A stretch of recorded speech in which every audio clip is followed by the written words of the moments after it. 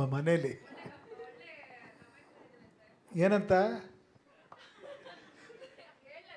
ಹೇಳಿ. ಹ್ಞೂ ಏನು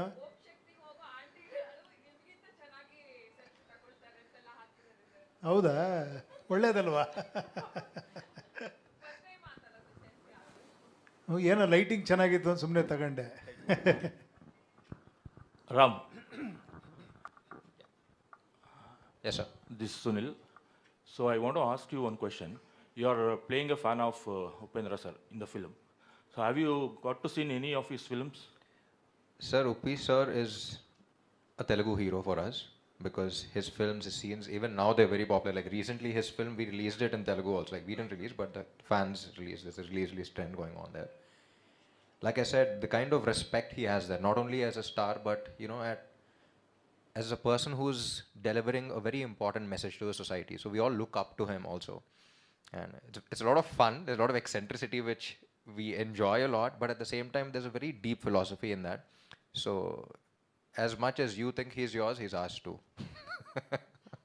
No, you were talking about his humility and you liked him as a person. I mean, what is that one thing you picked from him during the shoot? What is it, one thing? You picked from Upendra sir. Sir, I don't know how you pick stuff, but I believe that at a human level, if you connect with someone, you just pick a little bit of their energy. I'm a person who believes in energies. You know that vibe. Full of energy. You want some more energy? No, sir, not that kind of energy. You know, that positive kind of energy where, perspective, it changes the way you think and all of that. So I connect with him at a human level as well. So I think I picked up a lot of that kind of energy from him. And sorry, you might not know, but I did. Yeah. We spoke a lot on sets, while shooting for the film. We spoke a lot about the film, a lot about the character. And if you observe most of the characters, it's all about psychology and philosophies. So I really enjoyed speaking to him. Yeah. Uppi sir, ನಿಮ್ಮ ಜೀವನಕ್ಕೆ ತುಂಬ ಹತ್ರವಾದಂಥ cinema ಇದು. ಹಾಗೆ ಅಭಿಮಾನಿಗಳಿಗೋಸ್ಕರನೇ ಮಾಡೋ cinema. ನೀವು ಕೂಡ cinema ಬರೋಕ್ಕಿಂತ ಮುಂಚೆ ಯಾರಿಗಾರು ಅಭಿಮಾನಿ ಆಗಿರ್ತೀರಾ, ನಾವು ಕೂಡ ಅಭಿಮಾನಿಗಳಾಗಿರ್ತೀವಿ. ಎಲ್ಲರಿಗೂ ಒಂದು ಬರುತ್ತೆ, ನಾವು ನಿಮ್ಮ ಹೀರೋ ಬಂದು ನೋಡ್ತಾನ, ಓದ್ಬೇಕಾದ್ರೆ ನಾವು ಅಭಿಮಾನಿಗಳನ್ನೇ ಅವ್ನು ಬಂದು ಎಕ್ಸಾಮ್ ಬರೀತಾನ ಅಂತೆಲ್ಲ ಬೈತಾರೆ ಅಪ್ಪ ಅಮ್ಮಂದಿರಲ್ಲ. ನಿಮ್ಗೆ ಯಾವ ಥರ ಫೀಲ್ ಆಗ್ತೈತೆ ಸಿನಿಮಾ? ಇಲ್ಲ, ಅದಕ್ಕೆ ಮೇಯ್ನ್ ನನಗಿದು ತುಂಬ ಟಚ್ ಆಗಿದೆ ಆ ಒಂದು ಎಲಿಮೆಂಟ್ಗೆ. ಯಾಕಂದ್ರೆ ಎಲ್ಲರಿಗೂ ಕನೆಕ್ಟ್ ಆಗುತ್ತಿದೆ. ಯಾಕಂದ್ರೆ ಗೊತ್ತಿಲ್ಲದೆ ನಾವು ಯಾವುದೋ ಒಂದು ಸಿನಿಮಾ, ಯಾವುದೋ ಒಂದು ಸ್ಟಾರಿಗೆ ಕನೆಕ್ಟ್ ಆಗಿರ್ತೀವಿ ಗೊತ್ತಿಲ್ಲದೇನೆ. ಅದನ್ನು ಮ್ಯಾಕ್ಸಿಮಮ್ ಯೂಸ್ ಮಾಡಿ ಅದರೊಳಗೊಂದು ಬ್ಯೂಟಿಫುಲ್ ಮೆಸೇಜ್ ಇಟ್ಟು, ಅದರೊಳಗೊಂದು ಎನರ್ಜಿ ಇಟ್ಟು, ಅದು ಅದ್ಭುತವಾಗಿ ಮಾಡಿದ್ದಾರೆ ಸಿನಿಮಾನ. ಆಮೇಲೆ ಎಲ್ಲದಕ್ಕಿಂತ ನೀವು ಆ ಲೈನೇ ಗೊತ್ತಾಗಲ್ಲ, ಇಟ್ ಇಸ್ ಎ ಪಕ್ಕಾ ಕಮರ್ಷಿಯಲ್ ಸಿನಿಮಾ ಥರ ಇದೆ. ಎಲ್ಲ ಇದೆ, action, songs, love, human emotions, ಈ ರಿವೆಂಜು, ಆ ಚಾಲೆಂಜಸ್ಸು ಎಲ್ಲ ಇದೆ. ಬಟ್ ಆದರೆ ಅಂಡರ್ ಕರೆಂಟಲ್ಲಿ ಅಷ್ಟು ಬ್ಯೂಟಿಫುಲ್ ಆಗಿದೆ. ನನಗೆ ನಿಜವಾಗ್ಲೂ ನಾನು ಎಕ್ಸ್ಪೆಕ್ಟೇ ಮಾಡಿರಲಿಲ್ಲ. ನಾನು ಕತೆ ಕೇಳಿದಾಗ ತುಂಬ ಚೆನ್ನಾಗಿದೆ, ನಿಜವಾಗ್ಲೂ ಸೂಪರ್ ಆಗಿದೆ, ಈ ಸಿನಿಮಾ ನಾನು ಫ್ಯಾನ್ಸ್ಗೋಸ್ಕರ ಮಾಡಲೇಬೇಕು ಅಂತ ಅಷ್ಟು ಎಮೋಷನಲ್ ಆಗ್ಬಿಟ್ಟೆ. ಬಟ್ ಸಿನಿಮಾ ನೋಡಿದಾಗ ನನಗೆ ತುಂಬ ಒನ್ ಅವರ್ ತಲೆ ತಿಂದಿದ್ದೀನಿ ಅವ್ರಿಗೆ. ಅಷ್ಟು ಒಂದೊಂದು ಸೀನು ಮಾತಾಡಿ ತುಂಬ ಅದ್ಭುತವಾದ ಪ್ರಯತ್ನ. ತುಂಬ ಖುಷಿ ಅನ್ನಿಸ್ತಿದೆ ಇಂಥ ಡೈರೆಕ್ಟರ್ ಜೊತೆ ವರ್ಕ್ ಮಾಡಿದ್ದಕ್ಕೆ, ಅಂಥ ಪ್ರೊಡಕ್ಷನಲ್ಲಿ ವರ್ಕ್ ಮಾಡಿದ್ದಕ್ಕೆ. ಆಮೇಲೆ ಇಂಥ ಬ್ಯೂಟಿಫುಲ್ ಕಾಂಬಿನೇಷನಲ್ಲಿ ಫುಲ್ ಎನರ್ಜಿ. ಅಂದರೆ ನಿಮಗೆ ಇವ್ರಿಗೆ ಎನರ್ಜಿ ಸ್ಟಾರ್ ಅಂತಲೇ ಅಲ್ಲ ಹೆಸರು. ಕುಡಿದು ಚಿಂದಿ ಉಡಾಯಿಸ್ಬಿಟ್ಟಿದ್ದಾರೆ. Performance, dance, everything. ಇವರಿಬ್ಬರು ಪೇರು ಬ್ಯೂಟಿಫುಲ್ ಆಗಿದೆ. ಶಿ ಆಲ್ಸೋ ಬ್ಯೂಟಿಫುಲ್, ತುಂಬ ಚೆನ್ನಾಗಿ ಕಾಣಿಸ್ತಾರೆ. ಅಷ್ಟೇ ಬ್ಯೂಟಿಫುಲ್ಗೆ ಆ್ಯಕ್ಟ್ ಮಾಡಿದ್ದಾರೆ. ತುಂಬ ಚೆನ್ನಾಗಿದೆ ಸಿನಿಮಾ ನಿಜವಾಡ. ನಾನು ಆಡಿಯನ್ಸ್ ಆಗಿ ನಾನು ಫ್ಯಾನ್ ಆಗಿ ನೋಡ್ಬಿಟ್ಟೆ ಸಿನಿಮಾನ. ನಿಮ್ಗೆ ಯಾವ್ದಾದ್ರು ಸೀನು ಸರ್ ಈ ಸಿನಿಮಾದ್ದು? ಯಾವ್ದಾದ್ರು ಸೀನು ನಿಮ್ಮ ನಿಜವಾದ ಜೀವನಕ್ಕೆ ಅಭಿಮಾನಿಗಳಿಗೂ ನಿಮ್ಗಿರೋ ಒಂದು ಸಂಬಂಧ ಯಾವ್ದಾದ್ರು? ಇಡೀ ಸಿನಿಮಾನೇ ಹಂಗಿದೆ, ಇಡೀ ಸಿನಿಮಾನೇ ಹಂಗೆ ಕನೆಕ್ಟ್ ಆಗ್ತಾನೆ ಇರುತ್ತೆ. ತುಂಬ ನೀವು ನೋಡ್ರಿ ಮೇಲೆ ಒಂದ್ಸತಿ ಮಾತಾಡೋಣ. ಸರ್ ಈ ಕಡೆ ಹೇಳಿ. ಅಭಿಮಾನಿಗಳನ್ನೇ ದೇವರು ಅಂದವರು ನಮ್ಮ ಇಂಡಸ್ಟ್ರಿಯವರು, ಜೊತೆಗೆ ಸ್ಟಾರ್ಗಳನ್ನು ದೇವ್ರ ಥರನೇ ನಮ್ಮ ಇಂಡಸ್ಟ್ರಿ ಅಂದರೆ ಜನ ನೋಡ್ತಾರೆ ಫ್ಯಾನ್ಸ್ಗಳು. ಎಲ್ಲೋ ಒಂದು ಕಡೆ ಥಿಯೇಟ್ರ್ ಕಲ್ಚರು ಮತ್ತು ಫ್ಯಾನ್ಡಮ್ ಕಲ್ಚರ್ ಕಮ್ಮಿ ಆಗ್ತಿರೋ ಸಂದರ್ಭದಲ್ಲಿ ಒಂದೊಳ್ಳೆ ಕಂಟೆಂಟ್ ಬಂದಿದೆ.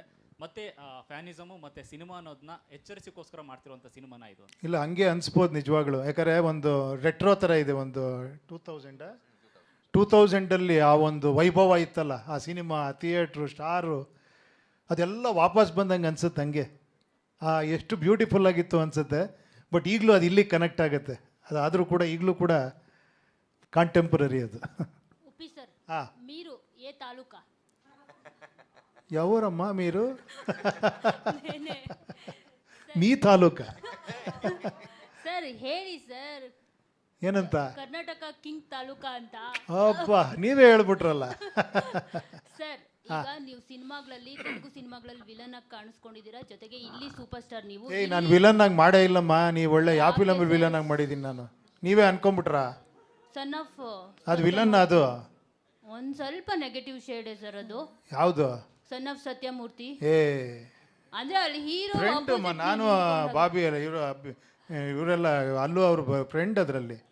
ಸರ್ ನೀವು ಇಲ್ಲಿ ರಿಯಲ್ ಹೇಳ್ಕೊಂಡೆ ರಿಯಲ್ ಸ್ಟಾರ್ ಆದವರು, ಇಲ್ಲಿ ಎಲ್ಲ ರಿಯಲ್ ಸತ್ಯಗಳನ್ನ. ಸೊ ಇಲ್ಲಿ ರಿಯಲ್ ಸ್ಟಾರು ಸಿನಿಮಾದಲ್ಲೂ ಕೂಡ ರಿಯಲ್ ಸ್ಟಾರ್ ಆಗಿ ಕಾಣಿಸ್ಕೊಂಡಿದ್ದೀರಾ.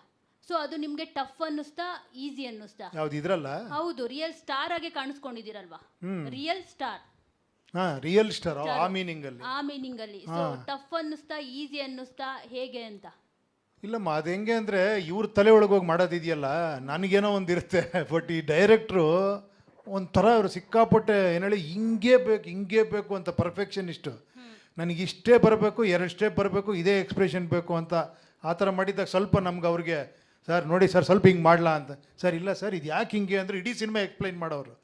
ಇಲ್ಲ ಓಕೆ ಬಿಡಿ ಅಂತ. ಸಿನಿಮಾ ನೋಡಿದಾಗ ಅನ್ನಿಸ್ತು ಯಾಕೆ ಅಷ್ಟು ಸೆನ್ಸಿಟಿವ್ ಲೈನ್ ಅಷ್ಟು ಕಮರ್ಷಿಯಲಾಗಿ ಅಷ್ಟು ಚೆನ್ನಾಗಿ ಮಾಡಿದ್ದಾರೆ. ಆ ಕ್ಯಾರೆಕ್ಟರ್ ಹಂಗೆ ಇರಬೇಕು, ಅದಕ್ಕೆ ಹಂಗೆ ಮಾಡಿದ್ದಾರೆ ಅನ್ನಿಸ್ತು.